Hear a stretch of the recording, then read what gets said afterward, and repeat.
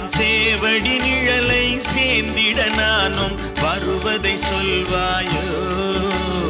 செந்தூர் செல்லும் தென்றல் காற்றே முருகனை காண்பாயோ